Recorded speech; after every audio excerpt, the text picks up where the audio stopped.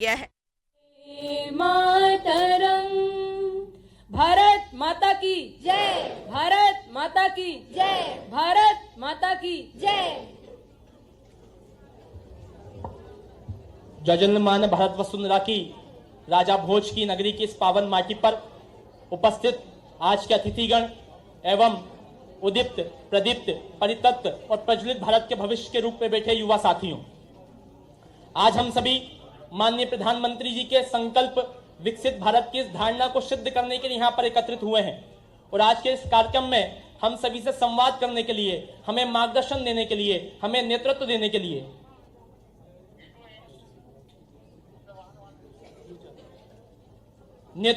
लिए हम सभी के बीच में हमारे अपने मुख्य सेवक माननीय मुख्यमंत्री जी उपस्थित हैं।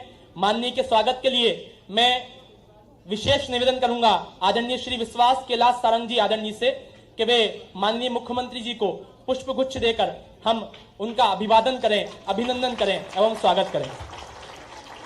साथ ही में मैं आग्रह करूंगा आदरणीय श्री राकेश गुप्ता सर से, संचालक खेल एवं युवा कल्याण विभाग, कि आप भी माननीय मुख्यमंत्री जी का स्वागत, अभिवादन एवं अभिनंदन करें। मैं माननीय राकेश गुप्ता जी से आग्रह करूंगा कि आप हमारे खेल एवं युवा कल्याण विभाग मंत्री आदरणीय श्री विश्वास कैलाश सारंग जी का हार्दिक स्वागत करें, वंदन करें। हम युवाओं की ओर से माननीय मुख्यमंत्री जी के स्वागत के लिए मैं निवेदन करूंगा सुश्री साक्षी पटरिया से कि वह मंच पर आकर माननीय मुख्यमंत्री जी का हार्दिक स्वागत करें, वंदन करें, अभिनंदन करें।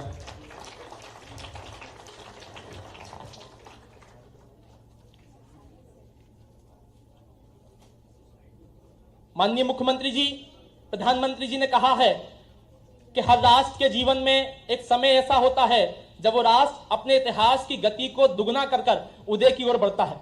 और निश्चित तौर पर यह भारत के लिए अमृत का काल है, जहां हम पिछले बीते 75 वर्ष की रफ्तार को दुगना कर अब विकासशील भारत से विकसित भारत की ओर बढ़ रहे हैं। और संकल्प को 2047 तक सिद्ध करने के लिए ये युवा, मध्य प्रदेश के युवा, मध्य प्रदेश की नई ऊर्जा के साथ में अपने विचारों को माननीय प्रधानमंत्री जी के साथ में मिलजोड़ कर एक साथ आगे बढ़ने का प्रयास करेंगे। माननीय महोदय, हमारे मध्य प्रदेश से लगभग 47 बच्चे विकसित भारत यंग लीडर्स डायलॉग का प्रतिनिधित्व करते हुए मध्य प्रदेश के विचारों को भारत शासन के समक्ष पहुंचाएंगे। साथ ही में राष्ट्रीय युवा उत्सव में हमारे 29 बच्चों का, युवाओं का दल राष्ट्रीय युवा उत्सव में अपनी प्रतिभागी लेकर मध्य प्रदेश का प्रतिनिधित्व करेगा। माननीय मंत्री जी, आप सभी के समक्ष में एक छोटा सा गीता उपदेश के लिए मैं मंच पर आमंत्रित करता हूं अंशिका मिश्रा जी को कि वे आए और 7 वर्ष की आयु से गीता का अध्ययन कर रही, इसलिए हम सभी के समक्ष में एक आदर्श उदाहरण प्रस्तुत करेंगी गीता उपदेश के लिए। अंशिका मिश्रा, हम अपनी करतल ध्वनि से हार्दिक स्वागत करें। सम्माननीय मुख्यमंत्री जी एवं सम्माननीय मंच एवं मेरे युवा साथियों को मेरा सादर नमस्कार। तो मैं अब श्री कृष्ण के रूप में यहाँ से संक्षिप्त में गीता उपदेश प्रेषित करना चाहूंगी। यदा यदा ही धर्मस्य ग्लानिर्भवति भारतः अभ्युत्थानमधर्मस्य तदात्मानं सृजाम्यहं परित्राणाय साधूनां विनाशाय च दुष्कृतां धर्म संस्थापनार्थाय संभवामि युगे युगे। जब जब धर्म की हानि होगी और अधर्म में वृद्धि होगी, तब तब मैं सत्कर्मियों के साथ के लिए और दुष्कर्मियों के विनाश के लिए हर युग में अवतरित होता रहूंगा। इसलिए हे कलयुग के मानवों, क्यों व्यर्थ चिंता करते हो? किससे व्यर्थ डरते हो? कौन तुम्हें मार सकता है? आत्मा ना पैदा होती है ना मरती है। जो हुआ वह अच्छा हुआ, जो हो रहा है वह भी अच्छा ही हो रहा है। तुम भूत का पश्चाताप ना करो, भविष्य की चिंता ना करो, वर्तमान चल तो रहा है। तुम क्या लाए थे जो नाश हो गया? जो लिया यहीं से लिया, जो दिया यहीं पर दिया, जो लिया इसी भगवान से लिया, जो दिया इसी को दिया। खाली हाथ आए थे, खाली हाथ चले जाओगे। जो आज तुम्हारा है वो कल किसी और का था, परसों किसी और का होगा। जिसे तुम अपना समझकर मग्न हो रहे हो, बस यह प्रसन्नता ही तुम्हारे दुखों का कारण है। परिवर्तन संसार का नियम है जिसे तुम मृत्यु समझते हो। अरे वही तो जीवन है। एक क्षण में तुम करोड़ों के स्वामी बन जाते हो और दूसरे ही क्षण में दूसरे ही क्षण में तुम दरिद्र हो जाते हो। मेरा तेरा छोटा बड़ा अपना पराया मन से मिटा दो, विचार से हटा दो, फिर सब तुम्हारा है, तुम सबके हो। वैसे तो ना ये शरीर तुम्हारा है ना तुम शरीर के हो। ये पंच तत्व अग्नि जल वायु पृथ्वी आकाश से बना है और इसी में मिल जाएगा। इसलिए जो कुछ भी तू करता है मुझको अर्पित करता चल। मैं सच कहता हूँ तू सदैव अपने जीवन में आनंद की अनुभूति करेगा। कर्मण्येवाधिकारस्ते मा फलेषु कदाचन मा कर्म फल हेतु भूर्माते संगोऽस्तु कर्मणि। कर्म करना तुम्हारा क्षेत्र है, उसका फल नहीं। इसलिए हे मानव चिंता मत कर और मेरी शरण को ग्रहण कर। राधे राधे, हरे कृष्ण।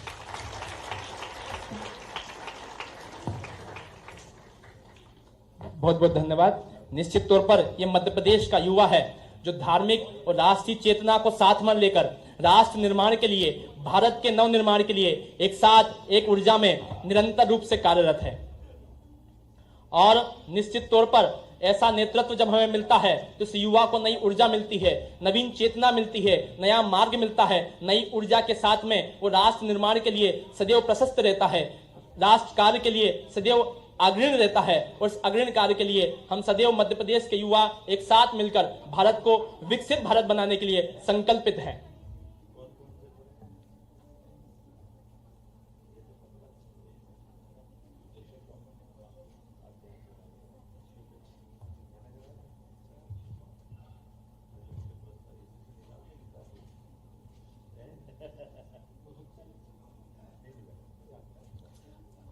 बहुत बहुत धन्यवाद अंशिका।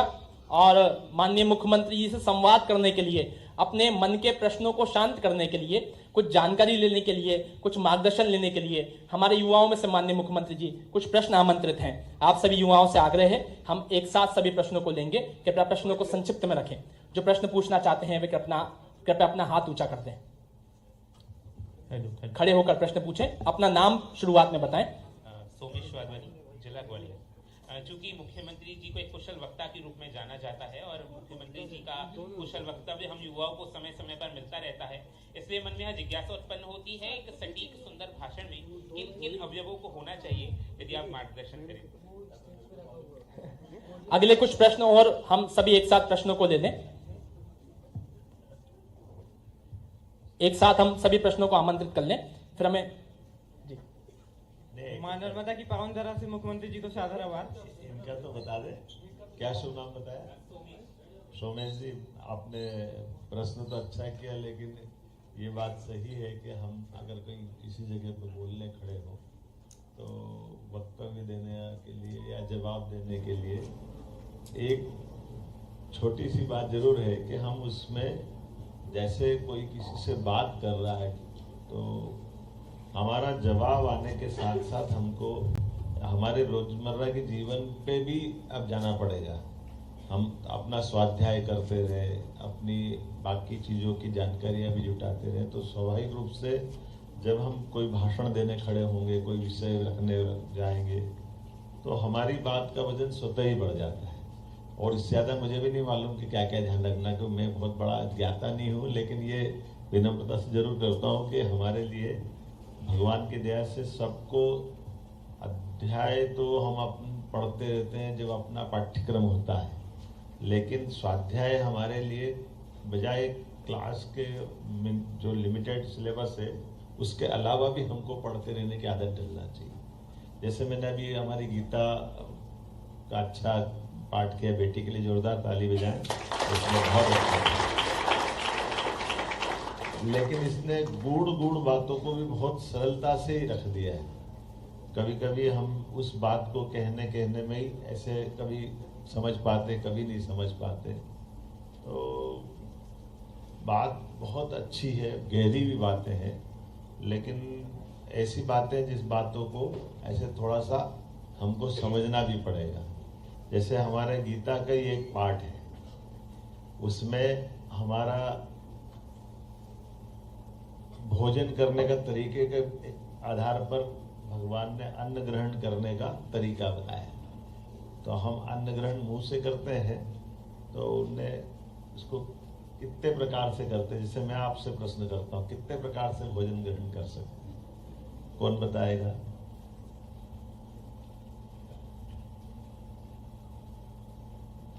कठिन हो गया क्या?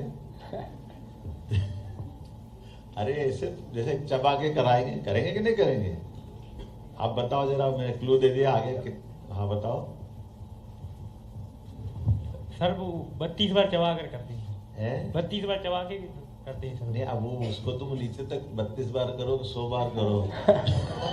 माध्यम एक चबा के हो गया। इनने अपने आई जी साहब बोल गया कि पी के, मतलब एक पी के भी होता है, एक चबा के हो गया। और आगे माननीय, संस्कृत में तो मुझे नहीं पता है, परंतु एक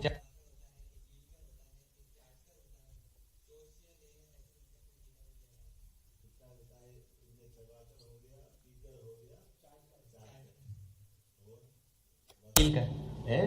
डायरेक्टली गिल कर, लील कर, निकल कर निगल कर। अच्छा, लील कर, हाँ निगल कर, निगल कर, चूज कर, इसको ऐसे वो चूज कर। अब अपनों कितना छोटा सा प्रश्न है, लेकिन उलझ गए कि नहीं? कौन रिपीट करेगा जरा? आप बताओ 4 कौन कौन से तरीके हैं? हाथ खड़ा करो, बताओगे अपने वैसे। हाँ बताओ, माइक दो इनको। सर चबाकर और निगल कर, चाट कर और चूस कर, 4 प्रकार जो भी है। और स्पीकर क्या हुआ?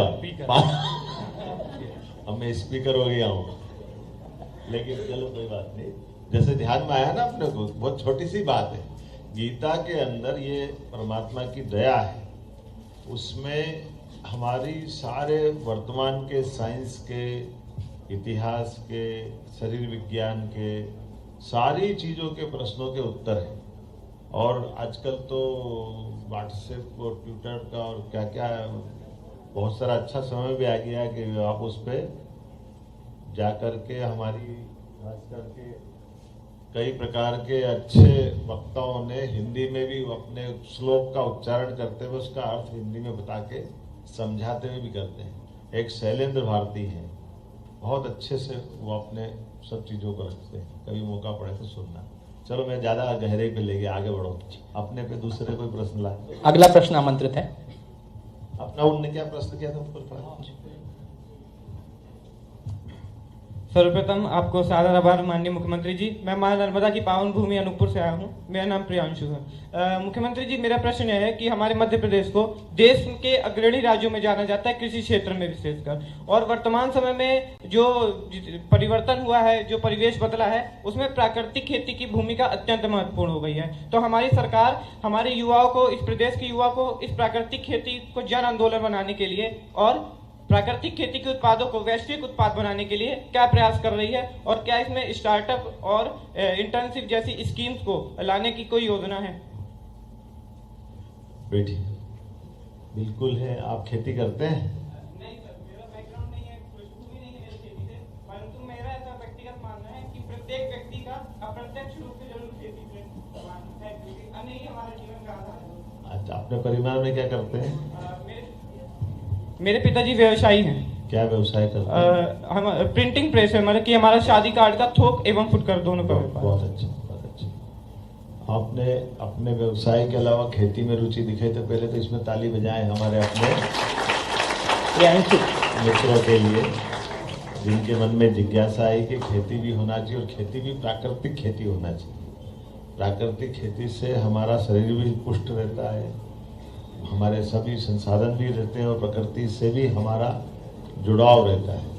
रासायनिक खेती से हमारे कीट पतंगे से लेकर सारे लोगों का नाश भी होता है, लेकिन सच्चे अर्थों में हमारी पौष्टिकता का भी नुकसान हो जाता है ना, खाने के लिए जो जरूरी है। तो हमारा लिए तो अब केवल आपके प्रश्न का उत्तर देते हुए मैं उस पूरी बात बता देता हूँ। उसी में प्राकृतिक खेती सहित हम अपनी खेती के सभी प्रकार के प्रोत्साहन के लिए पूरा वर्ष हमने कृषि वर्ष घोषित किया, किसान कल्याण वर्ष के नाते 2026 को। इसी में हमने ये बात, क्योंकि हमारे प्रदेश के अंदर सबसे अच्छी भूमि भी है और सिंचाई का रकबा भी बढ़ रहा है, बिजली की उपलब्धता भी सरप्लस है, अब आवागमन की सड़कें भी हो गई, और ऐसे में कृषि उत्पादन में भी मध्य प्रदेश का स्थान बहुत अच्छा है। इसलिए कृषि में हम अगर प्राकृतिक खेती पे जाते हैं, प्राकृतिक कृषि पे जाते हैं, मुझे इस बात की प्रसन्नता कि देश में सबसे अच्छी प्राकृतिक खेती कहीं होती है या खेती का उत्पादन होता है प्राकृतिक खेती का, फसलों का, तो वो मध्य प्रदेश है। मुझे इस बात की प्रसन्नता नंबर 1 पे, और विविधता भी बहुत है हमारे यहाँ। श्री अन्न अर्थात माननीय प्रधानमंत्री जी के शब्दों में जो मोटा अन्न की बात करते हैं, वो सबसे कोदो, कुटकी, ज्वार, बाजरा, सभी प्रकार, मक्का, सभी प्रकार का मोटा अन्न हमारे यहाँ बहुत अच्छे से होता है। और ये आप बताओ कि हमारी अभी लंबी आयु, दीर्घायु के लिए बेसिक चीज होती भोजन, और भोजन में अगर कोई केमिकल नहीं होगा तो स्वाभाविक रूप से बहुत अच्छा रहेगा।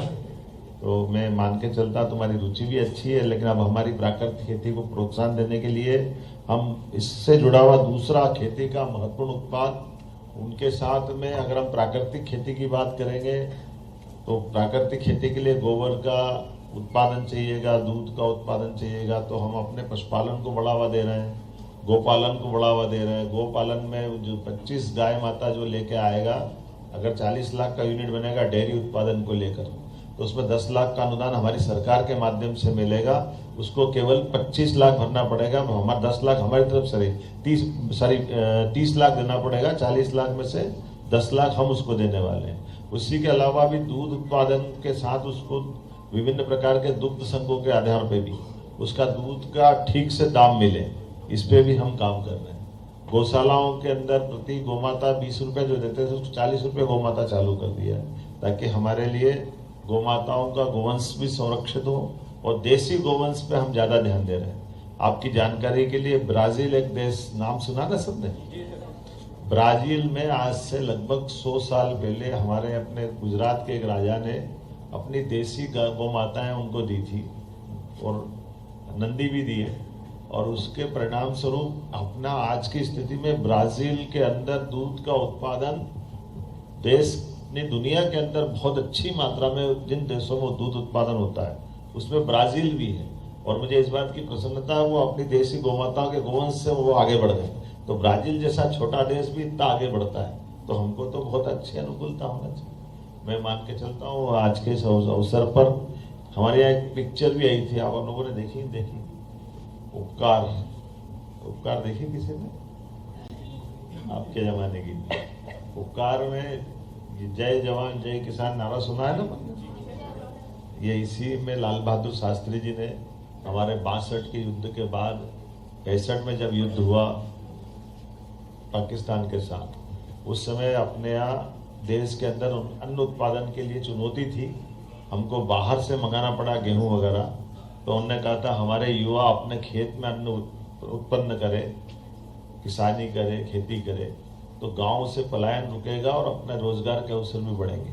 उसी पे मनोज कुमार ने पिक्चर बनाई थी उपकार, और उसी उपकार का एक गाना आपको याद होगा, मालूम है? अच्छा, बहुत प्रसिद्ध गाना है, मेरे देश की धरती सोना, वो याद है ना सबको? ये देखो,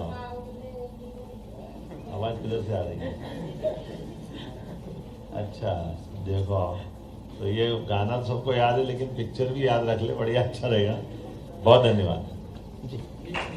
धन्यवाद। एक प्रश्न और आमंत्रित है सामने से। आज मैं आपको बधाई इसलिए भी दे रहा हूँ, एक मिनट, हमारे सब युवा हैं, अभी पढ़ने वाले कौन कौन है? हाथ खड़े करो युवा में। देखो अधिकांश अपने स्कूल कॉलेज में है, और सब भारतीय वेशभूषा में आए, साफे बंधवा के आए, कुर्ते पजामे में भी आए।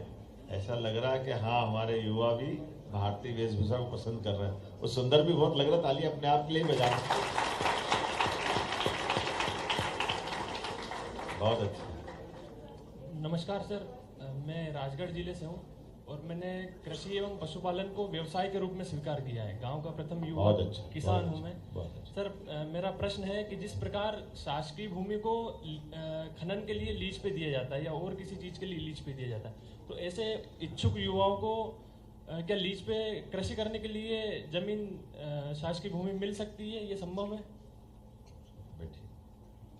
आपका प्रश्न हमने अभी तक तो दी नहीं है, लेकिन ये बात सही है कि आपके बारे में विचार करेंगे।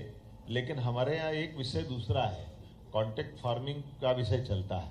आप अपने अनुबंध के आधार पर खेती कर सकते हैं, और अनुबंध के आधार पर कई लोग खेती करने लगे भी हैं। जैसे अपन उसको अपनी भाषा में अदबटाई पे बोलते हैं ना, किसी की खेती कोई नहीं कर पाता तो उसके बदले में कोई उसकी खेती कर लेता है। क्योंकि ये बात सही है कि खेती करने के परंपरागत तरीकों में, परंपरागत तरीके से बीज में, पानी में, उसके बजाय थोड़ा वर्तमान के समय के हिसाब से बहुउद्देशीय तरीके से अगर खेती करते हैं तो ज़्यादा आमदनी हो जाती है। तो ऐसे में कई सारे लोग आकर के कोई गन्ना लगाता है खेत में, बाद में गुड़ वगैरह उससे उत्पादित करते हैं। कोई आलू प्याज लहसुन के लिए खेत किराए पे ले लेते हैं, उनको भी उससे भी करते हैं। तो आप ये जो हमारे परंपरागत मान लो गेहूं है, सोयाबीन है, इनकी जो आय होती है उसकी तुलना में ये सब्जियां या इस प्रकार की फसल जिसमें ज़्यादा आय होती है, पानी बिजली वगैरह ठीक ठाक। अब आप आज के राजगढ़ तो निहाल हो गया, पहले से राजगढ़ हमारा सबसे ज़्यादा सूखे वाला जिला था। माननीय प्रधानमंत्री नरेंद्र मोदी जी के लिए जोरदार तालियां बजाए। गलत तो नहीं कह रहा हूं मैं? 80% तक उत्पादकता बढ़ी है। देखो आप मोहनपुरा डैम सिंचाई परियोजना, देखो जोरदार ताली बजाओ हमारा। और ये मोहनपुरा डैम की विशेषता बताओ क्या है? सर जिले का सबसे बड़ा बांध है, साथ में जो परियोजना है उसकी जो सिंचाई परियोजना जो है वो इजराइल के बेस पे बनी हुई है। तो प्रत्येक किसान तक प्रॉपर तरीके से सिंचाई का जल उपलब्ध हो पा रहा है। प्रॉपर कैसे हो पा रहा, थोड़ा और खोल के बताओ। सर मैं बताता हूँ, जैसे कि जो आउटलेट लगे हुए हैं वो हर खेत में, हर प्रत्येक 4 बीघा पे एक आउटलेट है, तो उससे सिंचाई प्रॉपर तरीके से हो पा रही है हर किसान की। प्रॉपर तरीका क्या है सर? जो एक आउटलेट है ना सर पानी का, वो सिर्फ 4 बीघा के लिए दे रखा है उन्होंने। तो एक आउटलेट से 4 बीघा अगर सिंचित होगी तो जल्दी होगी और व्यवस्थित होगी। देखिए बैठो है ना, मैं आपसे सहमत हूँ। खेती के लिए पानी की अत्यंत आवश्यकता होती है, और जहाँ ये डैम बना था वहाँ बड़े पैमाने पे पलायन होता था, लोग परेशान थे, रोजी रोटी के लिए दूर जाना पड़ता था, कई आपराधिक गतिविधियों पे भी बढ़ावा दे देते थे, कई सारी कष्ट थे वहाँ के। लेकिन अब उल्टा हो गया, अब लोग उस क्षेत्र में दूर दूर के लोग आकर के खेती करना चाहते हैं, क्योंकि पानी के लिए इतना अच्छा आपकी प्राणी के लिए सिंचाई पद्धति में डैम से पाइपलाइन से पानी आएगा, और पाइपलाइन से ड्रिप इरिगेशन से सीधे फसल तक पानी पहुंचाएंगे। एक बूंद भी पानी बिगाड़ने का नहीं, इतना बढ़िया। और ये पूरे देश का सबसे अच्छा मोहनपुरा डैम अपना मॉडल बना है। तो वाकई ये जोरदार अभिनंदन करें हमारे अपने इसी प्रकार के और सारी नदियों के एक एक बूंद पानी का उपयोग खेती की किसानी के लिए कराने के लिए यशस्वी प्रधानमंत्री ने आशीर्वाद दिया नदी जोड़ो अभियान के माध्यम से। और ये भी एक आंकड़ा है, अब जरा ध्यान में आएगा कि 1956 से लेकर 2002-03 तक केवल 7.5 लाख हेक्टेयर सिंचाई थी। कितने? और 2002-03 के बाद जब हमारी सरकार बनी तो लगभग 42 लाख हेक्टेयर तक हो गई। और आज अपने पास में हमारी सरकार बनने के बाद आज की स्थिति बात 42 लाख से बढ़ा करके आज हमारी 58 लाख हेक्टेयर तक सिंचाई हो रही है। ये अपनी सरकारों का किसानों के प्रति प्रतिबद्धता। ठीक, आगे बढ़ो जी। बहुत बहुत धन्यवाद माननीय मुख्यमंत्री जी। हम समय की सीमा का ध्यान रखते हुए हम आगे बढ़ते हुए हमको नेतृत्व दे रहे खेल एवं युवा कल्याण विभाग को नई ऊर्जा दे रहे और नई कीर्तिमान रचने के लिए इन युवाओं को पीछे से मार्गदर्शन दे रहे ऐसे हमारे मंत्री माननीय श्री विश्वास कैलाश सारंग जी हम सभी के बीच में उपस्थित हैं। मैं आपसे आग्रह करूंगा कि आपके आशीर्वचन हम सभी को प्राप्त हों।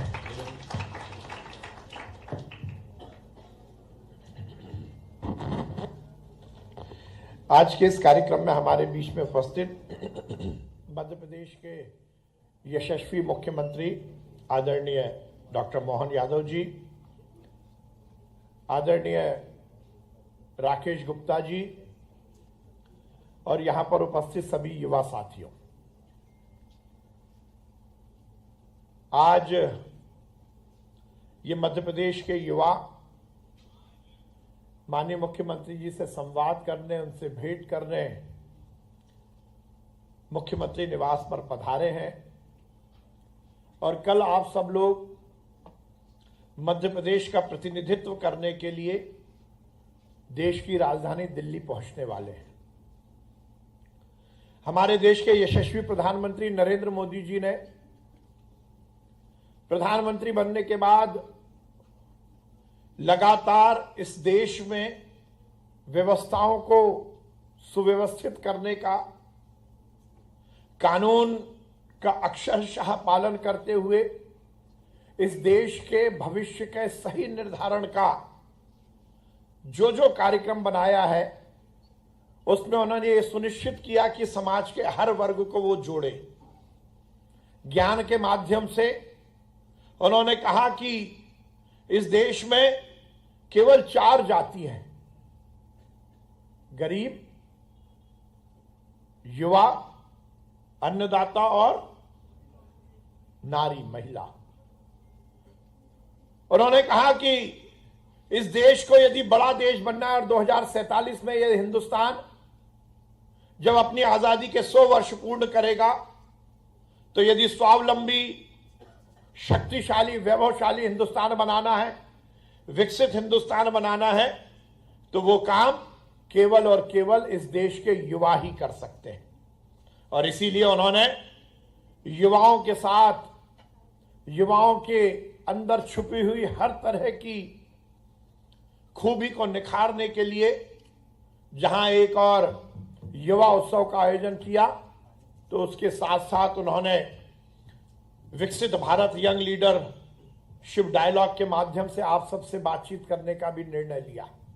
युवा साथियों, जैसा मैंने कहा कि आप 2 दिन 11 और 12 तारीख को मध्य प्रदेश का प्रतिनिधित्व करोगे।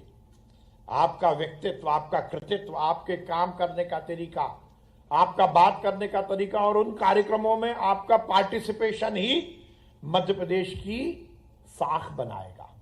इसलिए मैं आपसे निवेदन करना चाहता हूं, आज मुख्यमंत्री जी से मिले, मुख्यमंत्री जी से आपने विभिन्न विषयों पर बातचीत की, उनके विजन को आपने देखा कि माननीय मुख्यमंत्री जी के नेतृत्व में भी मध्य प्रदेश लगातार विकास के मार्ग पर आगे बढ़ रहा है।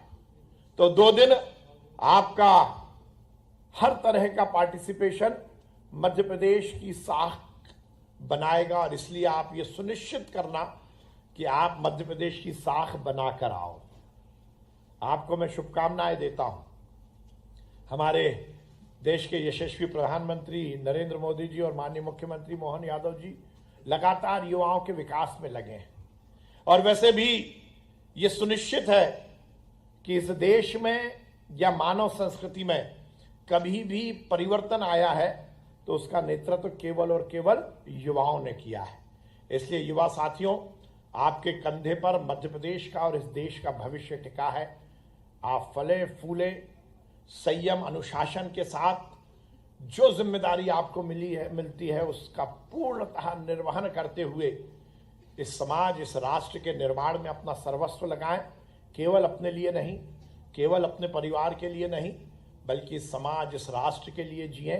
किसी ने कहा है, जिंदगी आग पे चलने की कहानी है, जिंदगी आग पे चलने की कहानी है, जिंदगी मौत की भूली हुई निशानी है। अपने मतलब को तो सब जीते हैं, सब मरते हैं, खुद को औरों पे मिटा दे वो जिंदगानी है। इसलिए समाज के लिए, इस राष्ट्र के लिए कुछ करने के संकल्प के साथ अपने जीवन को जियो और यही संकल्प लेकर मध्य प्रदेश का प्रतिनिधित्व करो। आप जीतो, जीत कर आओ। जब जीत कर आओगे तो उसके बाद फिर आपसे भेंट होगी। आप सबको बहुत शुभकामनाएं। भगवान की कृपा आप पर बनी रहे और आपके माध्यम से इस प्रदेश का, इस देश का नव निर्माण हो, इसी कामना के साथ बहुत बहुत धन्यवाद। भारत माता की जय। हिंदुस्तान जिंदाबाद। बहुत बहुत धन्यवाद आदरणीय। निश्चित तौर पर ये युवा भारत का जन है, गण है, मन है, भारत का अधिनायक है और एक साथ एक आवाज में भारत का भाग्य विधायक है और एक साथ एक आवाज में जब भारत मंडपम में कहेगा कि भारत की जय है, जय है, जय है। माननीय, हम सभी को नेतृत्व देने के लिए आपका सादर वंदन, अभिनंदन। अब हम सभी से बातचीत करने के बाद पुनः हमें आशीर्वचन देने के लिए, हमें मार्गदर्शन देने के लिए मैं आग्रह करूंगा, जिनके मार्गदर्शन में मध्य प्रदेश ने सुशासन, विकास और लोक कल्याण के नवीन प्रतिमान रचे हैं, ऐसे माननीय मुख्यमंत्री जी। बोले भारत माता की, यंग लीडर्स डायलॉग 2026 के समस्त प्रतिभागियों से मुलाकात का ये जो आनंददायक हमारे खेल और युवा कल्याण मंत्रालय ने अवसर दिया, मैं धन्यवाद देना चाहूँगा माननीय मंत्री श्रीमान विश्वास कैलाश सारंग जी को। इस अवसर पर माननीय डायरेक्टर राकेश गुप्ता जी और आप सब, सच में आज का दिन आपके सबके आने से हमारी इस आवाज की भी शोभा बढ़ी। आपको सबको बधाई देता हूं, आपका अभिनंदन करता हूं। आप भी भाग्यशाली हैं। यद्यपि भारत को आध्यात्मिक पटल पर दुनिया के बीच में उसकी मूल चेतना के साथ भारत को भारत के लिए और भारत के तरीके से जिस शख्स ने दुनिया में परिभाषित कराया, अमेरिका से प्रारंभ करते हुए विश्व धर्म संसद से, वो स्वामी विवेकानंद की स्वरूपधारी आप सब विवेकानंद, मैं आपको बधाई देता हूं, सच में अभिनंदन करता हूं। विवेकानंद का परिवेश, विवेकानंद का वैसे आपकी जानकारी में होगा ही। मूलतः विवेकानंद जी तो बंगाल के रहने वाले थे, लेकिन बंगाल से निकलकर आध्यात्म की दुनिया में प्रवेश करने के बाद भगवा वस्त्र के साथ भारत भ्रमण करते हुए जब वो राजस्थान पे गए तो खेतड़ी के महाराज ने उनको यही अपनी साफा वाली पगड़ी पहना करके उनको एक तरह से अपने इस भारतीय परिवेश का एहसास कराने का, और कितना जस्ता विवेकानंद जी के सिर पे साफा। ऐसा कभी हमको लगता है कि विवेकानंद जी के जो व्यक्तित्व के साथ साफे ने कितना मैच किया है। लेकिन ये हमारे लिए गौरव की बात है। आज प्रदेश भर के अलग अलग विभिन्न युवा उत्सवों के माध्यम से निकले हुए हमारे प्रदेश भर के युवा जो यहाँ से निकल करके अब दिल्ली जाने वाले हैं, तो आप सब ने अपने अपने ढंग से अपनी पहचान बनाते हुए अपना एक तरह से इस लंबे मार्ग में अपनी मुकाम को हासिल किया है। मेरी अपनी ओर से बधाई देना चाहता हूँ। आपने कड़ी मेहनत की होगी, हमारे अपने सब प्रकार के मापदंडों के ऊपर से निकलते हुए। पहली बार सीएम हाउस में आए ऐसे कौन कौन है? हाथ खड़े करो। अच्छा, जो पहले आ गए वो हाथ खड़े करो तुम। अच्छा, पहले आ चुके हैं। किस किस कारण से आए, कोई बताएगा?